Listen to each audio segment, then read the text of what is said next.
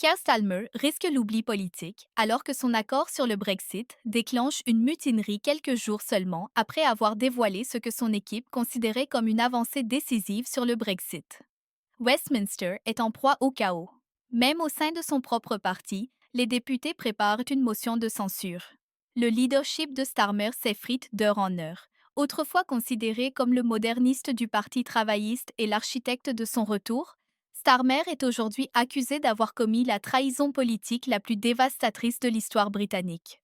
Le point de basculement, un accord controversé avec l'UE qui était censé apporter la stabilité, mais qui a plutôt explosé comme une mine politique, présenté comme une réinitialisation intelligente après le Brexit, est vivement critiqué par les électeurs, l'industrie de la pêche et même les propres partisans du Parti travailliste.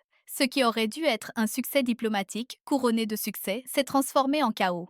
La colère provient d'une clause dans les petits caractères de l'accord qui accorde aux navires de pêche de l'UE un accès total aux eaux britanniques jusqu'en 2038. Cela signifie 12 années supplémentaires pendant lesquelles les chalutiers étrangers pêcheront dans les mers britanniques au détriment des pêcheurs britanniques. Cela a déclenché une vague de colère dans tout le pays et la position de Starmer en tant que leader est désormais menacée. Déjà ébranlés par des années d'incertitude, les pêcheurs ont vu leurs moyens de subsistance disparaître. La réaction a été rapide et impitoyable. Les pêcheurs chevronnés ont qualifié cela de trahison au grand jour et les dirigeants du secteur ont mis en garde contre des licenciements massifs. À midi, les communautés côtières, de Grimby à Plymouth, menaçaient d'organiser des manifestations de masse. Mais la réaction ne s'est pas arrêtée là, car l'indignation s'est répandue dans tout le secteur de la pêche. Un autre élément explosif de l'accord a fait surface. Le soi-disant programme de mobilité des jeunes de Starmer. Les détracteurs ont fait valoir qu'il s'agissait d'un retour discret à la libre circulation. En vertu de cet accord, des milliers de jeunes ressortissants de l'UE pourraient vivre et travailler au Royaume-Uni sans pratiquement aucune restriction, sans quota et sans obligation de rendre des comptes à long terme. Pour beaucoup, cela ressemblait à une gifle directe aux 17,4 millions de Britanniques qui ont voté pour le Brexit. Ils n'ont pas voté pour cela. Ils n'ont pas voté pour un transfert discret de souveraineté ou pour le retour progressif des réglementations de l'UE. Ils ont voté pour prendre le contrôle. Et maintenant, le contrôle leur échappe à nouveau, cette fois sous un gouvernement travailliste. Les retombées à Westminster ont été pour le moins explosives. Les députés travaillistes des circonscriptions qui ont voté pour le Brexit ont été les premiers à paniquer, qualifiant l'accord de toxique. Beaucoup ont ouvertement remis en question la capacité de Starr à les mener aux prochaines élections. Son leadership fait désormais l'objet d'une surveillance intense. Anonymement, un membre du Parlement a qualifié l'accord avec l'UE de lettre de suicide, accusant Starmer d'avoir trahi à la fois le parti et la nation. Il a servi sur un plateau d'argent les tentatives et la réforme du Royaume-Uni pour les prochaines élections. Le député a déclaré que Nigel Farage n'avait pas perdu de temps pour en tirer profit, nommant sarcastiquement Starmer Reform, employé du mois, et le remerciant d'avoir ravivé la colère du Brexit. Le vent politique est en train de tourner. Les résultats des sondages de Reform UK ont bondi, portés par des électeurs de la classe ouvrière furieux qui se sentent trahis par le Parti travailliste. L'indignation ne se limite pas au Parlement. Elle explose dans les villes de pêcheurs britanniques, où des banderoles de protestation sont brandies et où les appels à la démission se multiplient. La Fédération des pêcheurs écossais a qualifié cet accord de scénario cauchemardesque. Et Paul Lyons, une figure respectée du secteur, a donné une interview passionnée à la radio nationale. Nous sommes censés être un État côtier indépendant, s'est-il emporté. Mais nous avons été neutralisés. Ils nous ont trahis et ils ont menti. Ils ont menti effrontément au peuple britannique. Il ne s'agit pas seulement de critiques. C'est une tempête de colère qui a placé le leadership de Starr sous le feu des projecteurs et au bord du gouffre. C'était un cri de ralliement, une déclaration selon laquelle la lutte pour les eaux britanniques est loin d'être terminée. Pendant ce temps, derrière les portes closes du siège du Parti travailliste, la panique s'est transformée en Fureur. Selon certaines sources, une tempête a éclaté lors d'une réunion d'urgence privée, qualifiant les députés qui se sont exprimés de traîtres et les menaçant de désélection. Mais les menaces ne rétabliront pas l'ordre. Le mal est fait, les députés d'arrière-ban sont en révolte ouverte. La question n'est plus de savoir si un vote de confiance aura lieu, mais quand. La cote de popularité autrefois élevée de Starr est désormais en chute libre. La confiance du public, déjà mise à rude épreuve par les hésitations précédentes du Parti travailliste sur le Brexit, s'est effondrée. Ce qui se déroule actuellement n'est pas seulement un désaccord politique, mais une véritable crise de leadership. Pourtant, le véritable danger ne réside peut-être pas dans la réaction négative du public, mais dans la mutinerie qui couve discrètement au sein même du Parti travailliste. Ce qui n'était au départ que des murmures parmi quelques députés désabusés s'est transformé en une rébellion coordonnée.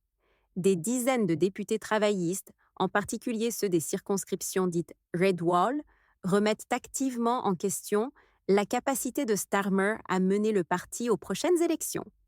Ces députés, qui marchent déjà sur une corde raide avec leurs électeurs favorables au Brexit, craignent que Starmer ne les ait replongés dans un cauchemar pré-Brexit, un cauchemar qui pourrait leur coûter leur siège lors des prochaines élections. Il a rouvert une blessure qui n'avait jamais cicatrisé, a déclaré un membre du Parlement. Maintenant, nous saignons tous.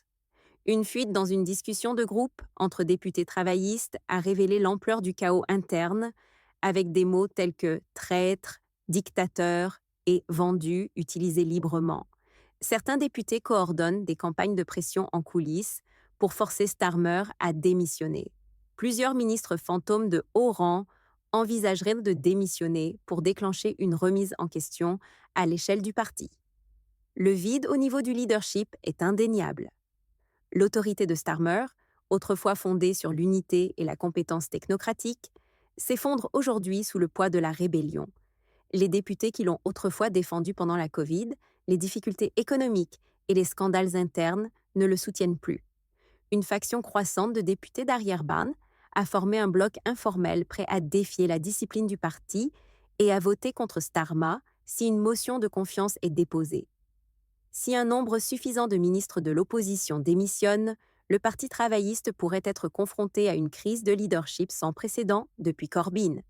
Publiquement, Starmer tente de projeter une image de calme, mais des initiés affirment que la situation se détériore rapidement.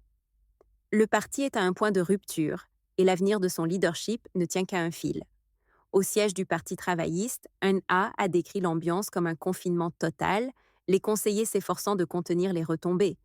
Le rythme de la révolte s'accélère et chaque interview, chaque sondage, chaque commentaire d'un député désabusé ne fait que renforcer les informations concernant le leadership de Starmer.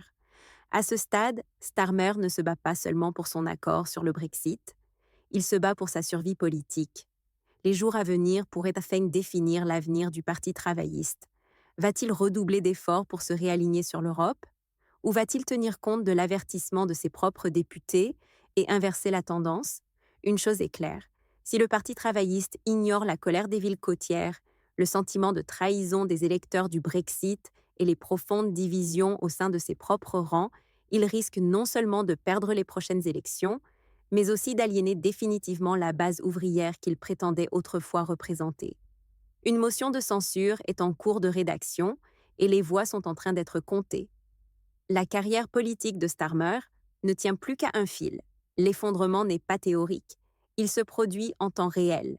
Plus de 30 députés travaillistes ont exprimé en privé leur mécontentement à l'égard de l'accord conclu par Starmer avec l'UE, et ce nombre augmente chaque jour.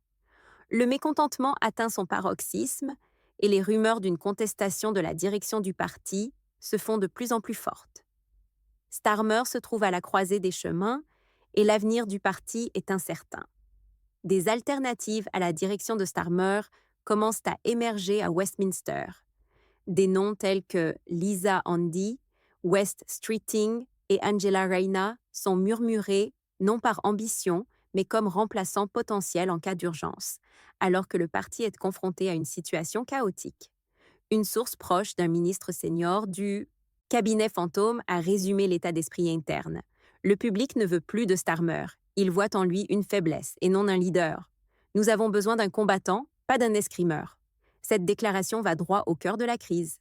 La grave erreur de calcul de Starmer, qui a tenté de satisfaire tout le monde, de Bruxelles DCCI à l'élite financière en passant par la classe ouvrière britannique, lui a explosé au visage.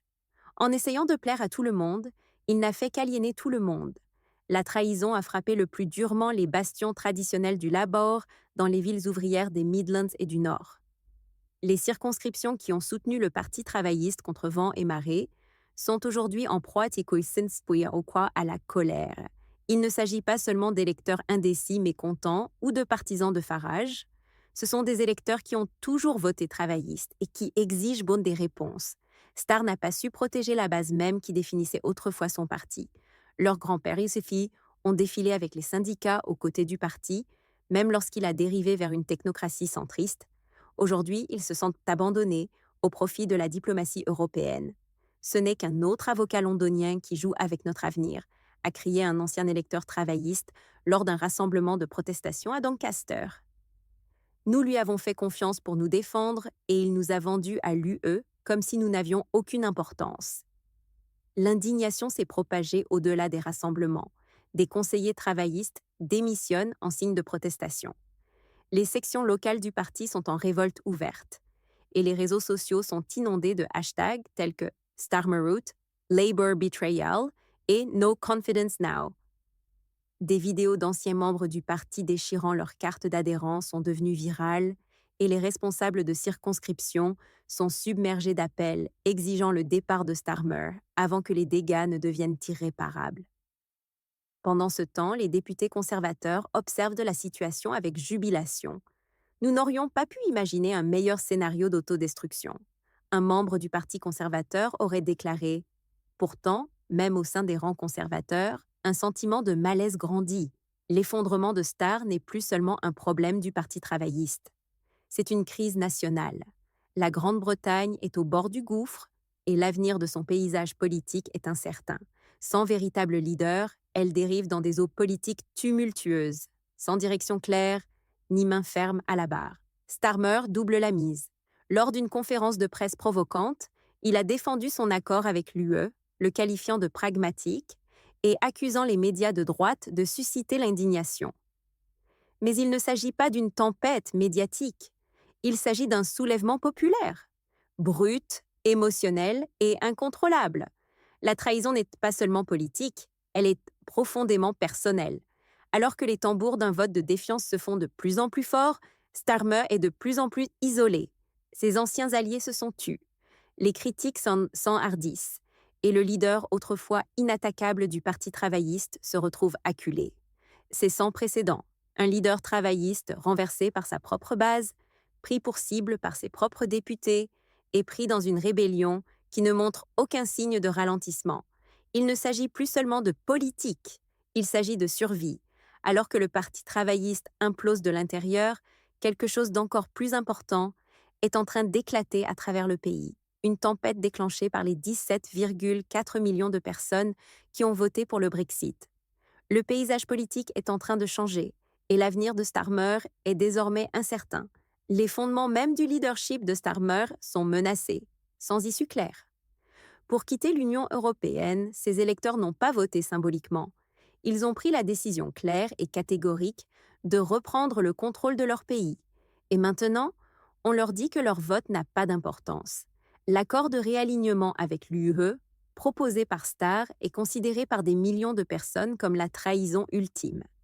Il ne s'agit pas seulement d'une erreur politique, mais d'une gifle à ceux qui croyaient que le Brexit signifiait indépendance, souveraineté et autonomie. L'accord rouvre les eaux de pêche britanniques aux bateaux de l'UE jusqu'en 2038, accordant 12 années supplémentaires aux chalutiers étrangers dans les eaux britanniques, ce qui va directement à l'encontre de ce qui avait été promis aux électeurs. Les pêcheurs britanniques, pierre angulaire du mouvement Brexit, sont furieux. Furieux après s'être vus promettre la souveraineté et la liberté vis-à-vis des quotas de l'UE, ils se sentent à nouveau abandonnés.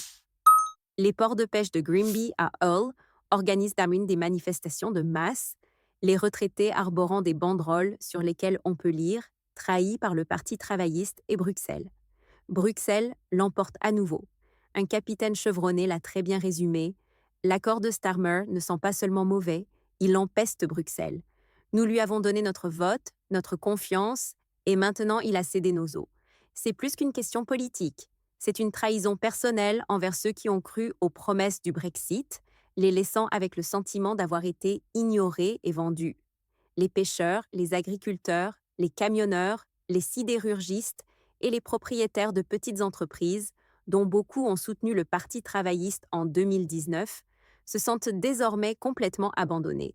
Ils croyaient en la promesse de Starmer de respecter le mandat du Brexit et de protéger l'industrie britannique. Au lieu de cela, ils voient un parti prêt à tout pour regagner les faveurs de Bruxelles. Même certains anciens électeurs pro-UE sont furieux. Je n'ai pas voté pour le Brexit, a déclaré une femme lors d'un rassemblement, mais je respecte la démocratie. Ce que fait Starmer n'est pas de la démocratie, c'est de la tromperie. L'indignation est alimentée par des documents divulgués qui suggèrent que l'équipe de Starmer négocie secrètement depuis plus d'un an un alignement réglementaire avec le UE, liant les normes britanniques aux règles européennes sans débat public ni consentement parlementaire. Si cela s'avère vrai, cela signifie que les lois britanniques pourraient bientôt être dictées par Bruxelles sans que la Grande-Bretagne ait son mot à dire. Les critiques parlent d'un Brexit sans avantage, d'une souveraineté qui n'existe que de nom.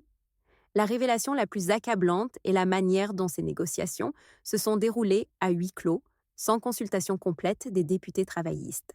Ce secret et ce manque de transparence ont renforcé le sentiment de trahison, déclenchant une crise interne sans issue claire en vue. Un petit groupe de conseillers d'élite, déconnectés de la base ouvrière, a élaboré un accord qui déchire aujourd'hui le parti.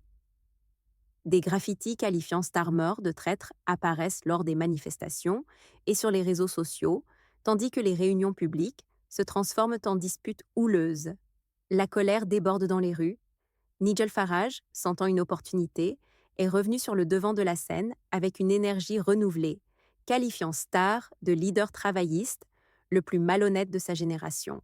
Le soutien à Reform UK est en forte hausse, en particulier dans les circonscriptions qui ont voté pour le Brexit, où le Parti travailliste perd rapidement la confiance des électeurs. Malgré leur propre gestion désastreuse du Brexit, les conservateurs exploitent l'effondrement de Starr pour présenter le Parti travailliste comme le parti de la capitulation. Les ministres martèlent le message selon lequel le Parti travailliste veut rejoindre l'UE. Voter conservateur pour protéger le Brexit, l'opinion publique est à deux doigts de l'explosion. Les forums, les émissions téléphoniques, les pubs et les places publiques sont remplis de frustration. Les électeurs ordinaires expriment tous la même amère vérité. On nous avait promis la souveraineté et elle a disparu. Pourtant, Starmer refuse toujours de reconnaître l'ampleur de la trahison. Il se cache derrière des discours creux, insistant sur le fait que l'accord est raisonnable, tourné vers l'avenir et économiquement solide. Mais le public n'y croit pas. Les retombées politiques s'amplifient et l'unité du Parti travailliste s'effrite. Les électeurs ne rejettent donc pas l'accord pour des raisons commerciales ou liées au PIB. Ils le rejettent pour des raisons de confiance. Et cette confiance est brisée. Même les plus proches conseillers de Starmer seraient en proie à la panique. L'un d'eux aurait déclaré « Ce n'est pas seulement une question de politique, c'est une question culturelle et émotionnelle. Nous avons touché la troisième rangée, et cela met le feu à la maison. » Le siège du Parti travailliste s'efforce de contenir les retombées. Les députés sont invités à rester discrets, à éviter les interviews et à détourner l'attention sur les réseaux sociaux. Mais cela ne fonctionne pas. La colère est trop vive et la trahison trop profonde. Au Parlement, l'opposition est désormais bipartisane. Un groupe de députés de tous bords exige une enquête d'urgence sur l'accord, réclamant la transparence, la publication des documents et un vote contraignant. Le mot qu'aucun dirigeant ne veut entendre flotte désormais au-dessus du chaos, la défiance. Les murmures s'amplifient et le temps presse. À moins que Starmer ne réalise un miracle politique, il pourrait bientôt être confronté à une contestation officielle de son leadership. C'est la fin du parcours pour un homme qui avait promis l'unité, mais qui a fini par présider à la plus grande crise de son parti. Une rupture dans la politique britannique moderne est apparue. Et la question que se posent dans des millions de personnes est d'une simplicité brutale. Si nous ne pouvons pas faire confiance à Starmer pour protéger le Brexit, en quoi pouvons-nous lui faire confiance? Le sol sous les pieds de Starmer s'effondre. Ce qui a commencé comme une friction interne au sein du Parti travailliste a maintenant explosé en une crise de leadership à part entière. Le parti est en plein désarroi. Westminster est en ébullition et le pays est en révolte. Le pari de Starmer sur l'UE s'est transformé en le plus grand retour de flamme de sa vie politique et pourrait bien être le dernier. L'expression vote de défiance n'est plus murmurée derrière des portes closes. Elle est désormais criée au Parlement, fait la une des journaux et s'affiche sur les pancartes brandies par des manifestants furieux dans les villes du Royaume-Uni. Le Parti travailliste, qui était autrefois en passe de former le prochain gouvernement, est aujourd'hui au bord de l'effondrement. Au sein des rangs du Parti travailliste, la rébellion ne couve plus. Elle est en pleine ébullition. Le parti est passé de la frustration à la guerre ouverte. Au centre de cette tempête se trouve l'accord de réalignement avec l'UE, conclu par Stalmer. Une décision qui a provoqué la colère des électeurs, déçu ses députés et transformé une coalition fragile en un chaos fracturé et mutiné.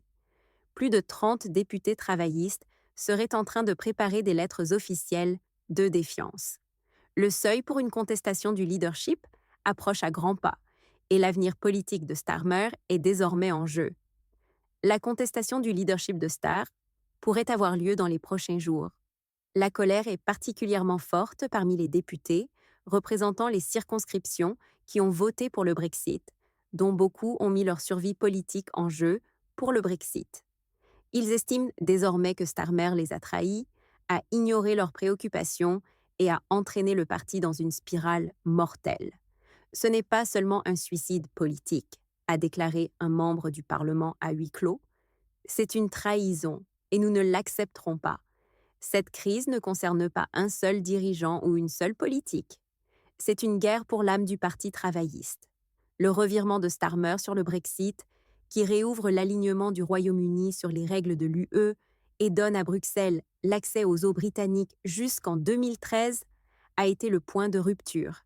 À la tête de la révolte se trouve un groupe de députés connu sous le nom informel de Red Wall Resistance, résistance du mur rouge.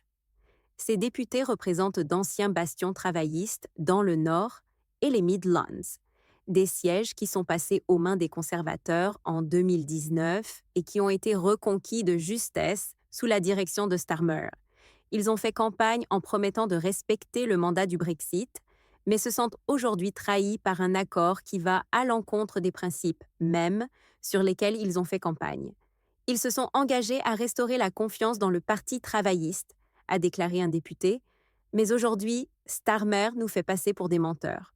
Nous avons été élus pour protéger le Brexit, pas pour le rendre à Bruxelles dans le dos du peuple britannique. Le moment ne pouvait pas être plus mal choisi, mais à l'approche des élections générales, les résultats du Parti travailliste dans les sondages sont en baisse dans les circonscriptions clés. Son avance s'amenuise et Reform UK progresse dans les régions fortement favorables au Brexit. Les conservateurs, malgré leur propre chaos, gagnent du terrain. Non pas parce qu'ils inspirent de confiance, mais parce que Starmer la perd à une vitesse fulgurante. Les électeurs qui voyaient autrefois le Parti travailliste comme une voie d'avenir le considèrent désormais comme un parti noyé dans la tromperie et la division. Même les fidèles du parti s'en détournent. Les membres haut placés du cabinet fantôme tiennent des réunions d'urgence, certains se préparant à démissionner si Starr ne change pas de cap. Le parti perd rapidement le soutien de ses partisans. Un haut responsable du Parti travailliste a déclaré « Si Kay ne part pas, nous sombrerons tous avec lui ». Un autre aurait déclaré à ses collègues « La seule façon de sauver le Parti travailliste aujourd'hui est de se débarrasser de l'homme qui le détruit ». Le revirement le plus accablant vient. Peut-être des acteurs historiques du pouvoir au sein du Parti travailliste, les syndicats, qui sont de plus en plus déçus par le leadership de Starr. Furieux d'avoir été exclus des négociations avec l'UE, plusieurs grands syndicats menacent désormais de retirer leur soutien. Un dirigeant syndical de premier plan a qualifié l'accord de Starmer de trahison des intérêts de la classe ouvrière, accusant le parti de vendre les travailleurs britanniques à Bruxelles. Sans le soutien des syndicats, le contrôle de Starmer sur les rouages internes du Parti travailliste se désagrège rapidement et, sans cela, sa capacité à repousser une contestation de son leadership devient presque impossible. La réaction du public est passée de l'indignation à la mobilisation de masse. À Sunderland, des centaines de partisans du Brexit ont défilé sous les drapeaux syndicaux en scandant « Plus d'UE ». Starmer doit partir. Des foules en colère ont défilé devant les bureaux locaux du travail pour exiger des réponses et des démissions dans les communautés côtières dépendantes de la pêche. Les manifestations se sont transformées en barrages. Le nom de Star, autrefois associé à l'ordre et à la compétence, est désormais crié avec colère. La réaction négative s'est mondialisée. Les médias américains couvrent la crise avec des titres tels que Le Parti travailliste britannique implose à cause de l'accord avec l'UE. Les médias européens, quant à eux, expriment leur incrédulité face à la rapidité avec laquelle la fortune de Starmo s'est effondrée. Même Bruxelles, qui était autrefois prudemment favorable, observe désormais avec stupéfaction la détérioration de la situation politique au Royaume-Uni. Nous pensions avoir affaire à un partenaire stable, a déclaré un diplomate européen à un média européen. Aujourd'hui, nous n'en sommes plus si sûrs. À Downing Street, les conservateurs se frottent les mains. Rishi Sunak, autrefois sur la défensive, voit désormais une occasion en or. Les stratèges conservateurs envisageraient de demander un vote sur l'accord avec l'UE au Parlement. Conscient qu'une telle initiative diviserait le Parti travailliste, certains spéculent même sur la possibilité d'élections générales anticipées, forçant Starr à défendre publiquement un accord qui a déjà déclenché une vague de protestations dans tout le pays, sous peine d'être anéanti électoralement.